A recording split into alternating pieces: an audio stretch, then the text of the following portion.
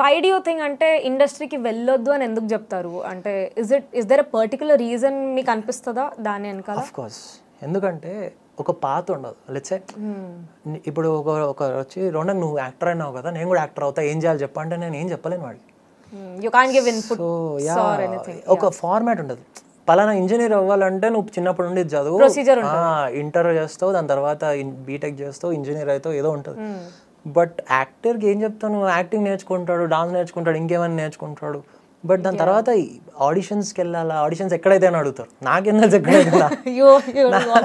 ఇప్పటివరకు నేను కూడా ఎప్పుడు ఏదైనా సినిమాకి సెలెక్ట్ చేసి ఆడిషన్ చేసినా కానీ పలానా ఇట్లా థియేటర్ ఆఫీస్ ముందుకు వెళ్ళి చేయలేరు. చాలా మంది కూడా పీపుల్ సిగ్గు ఉంటుంది. ఇప్పుడు I'm a guy who is very shy in real life. You are an introvert basically. Introvert అని కాదు కానీ I dance, I perform and everything. కాకపోతే I'm very in my personal zone.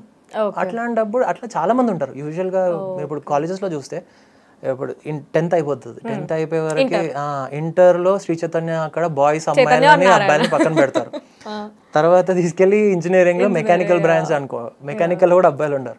ఈ లాస్ట్కి ఏమైతుంది, నీకు చిన్నప్పటి నుండి ఇంక ఇక్కడ ఒక ఎన్వైరన్మెంట్ లో ఒక అమ్మాయిని చూడంగానే లేకపోతే ఒక పెద్ద క్రౌడ్ ని చూడంగానే నీకు ఫియర్ వచ్చేస్తుంది. Yeah, because you are not used to it since childhood కదా. అంటే so there are very few guys who will go more like ఇట్లా వెళ్ళి అందరితో మాట్లాడేసి అది చేస్తారు. కానీ lot of guys can't do. వాళ్ళందరికి కూడా ఇప్పుడు ఒక పలానా ఆఫీస్కి వెళ్ళంగానే ఆఫీస్లో కూడా ఎవరు బాబు నువ్వు ఏంటి ఆడి ఇట్లా మాట్లాడు, I swear you can't take it. This kind of experiences happened with me. So అందుకే చెప్తున్నా how behaviors affect you. It feels very insulting at point. So ఎప్పుడైనా అనిపించిందా బా ఇదంతా వదిలేసి నార్మల్ జాబ్ చేసుకుందాము, నెలకి ఒక 2 లక్షల శాలరీ వస్తే సరిపోతుంది నాకు అని? అది అనిపించిందా అంటే అనిపించలేదు ఎప్పుడు. ఐ లవ్డ్ అంటే అది అనిపించకపోవడమే నాకు చాలా లక్కీ. ఐఎమ్ వెరీ హ్యాపీ నాకు అట్లా అనిపించలేదు. ఎందుకంటే ఆ టైంలో తీసుకునే risk, the kind of struggle you had, like struggle కూడా అనలేము, కాకపోతే that point where I was learning so much. So ఆ ప్రాసెస్ అంతా కూడా నేను ఇంకా బెటర్ చేయాలి, ఇంకా నేర్చుకోవాలి, ఇంకా పేషెన్స్ రావాలి. సెట్లో ఉన్నప్పుడు why director is saying something నాకు ఎందుకు అర్థమవుతలేదు, ఇట్లా చాలా థాట్స్ ఉంటాయి కదా, అది అందులో వెళ్ళిపోతుంది. And you will be very thankful when you do what you like over the time. Now when I look back and see my friends who didn't take that step, నేను అనుకుంటా బ్రతికిపోయినా అనుకుంటారా? Okay, so how did you evolve as an actor? అంటే మీరు పాఠశాలతో start చేశారు, almost you have done quiet number of films. So how did you grow as an actor are as a person?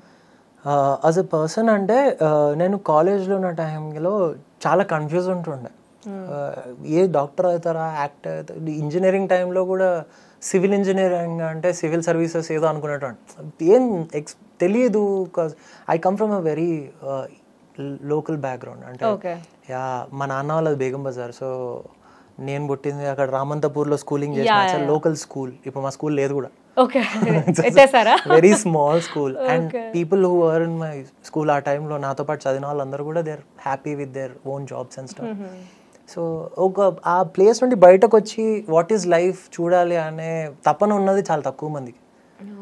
So basically mentality ఏంటంటే ఇది మనం ఇంత సంపాదించగలం, దీంట్లో మనం సరిపెట్టుకోవాలి. ఇట్లా 7 o'clock కాగానే అందరు ఇంటికి వచ్చేసి టీవీలు చూసుకుంటూ కాల్చి అడుక్కొని తినేసి 9 వరకు పడుకొని పొద్దున్న లేసి ఆఫీస్కి వెళ్ళిపోయి అట్లాంటి మెంటాలిటీస్ అక్కడ. So over the time I realised life is beyond this and I'm happy. And mainly ఖర్చులు తగ్గించుకోవడం వల్ల మన లైఫ్ ఎంత బాగుంటుంది, అండ్ వచ్చిన డబ్బులు ఎలా సేవ్ చేసుకోవాలి, హౌ టు కీప్, ఇట్లాంటి చాలా క్యాల్కులేషన్స్ నాకు అర్థం. And mainly I lost that fear about living. బతకడానికి భయం ఇప్పుడు లేదు. Even if I don't have anything I know how to start again. So ఖర్చులు బాగా పెడతారా మీరు, తక్కువ చేస్తారా? అవసరం ఉన్నప్పుడు. Okay, calculative. ఓకే, సో ఇప్పుడు 2020 కోవిడ్ టైంలో just like 20 days before Covid మీ సినిమా వచ్చింది Pressure Cooker, and you got really good reviews and collections కూడా బాగానే వచ్చాయి, అండ్ ఓటీటీలో కూడా బాగా నడిచింది cinema. So how was your experience with Pressure Cookers team? It was the time where first time I tasted something that palana Ronak pressure cooker. It was very overwhelming. అంటే mainly people reactions ఏంటంటే ఒక cinema చూసి ఆ character పేరుతో మనల్ని పిలుస్తారు కదా, that is very satisfying. It is very satisfying. నేను ఒక థియేటర్కి వెళ్ళా ఎట్లానే పిలిస్తే, Ronak you should come here, people చాలా బాగా మాట్లాడుతున్నారు సినిమా గురించి అంటే ఐనాక్స్కే వెళ్తే అక్కడ కొంతమంది ఏజ్డ్ గ్రూప్ పీపుల్.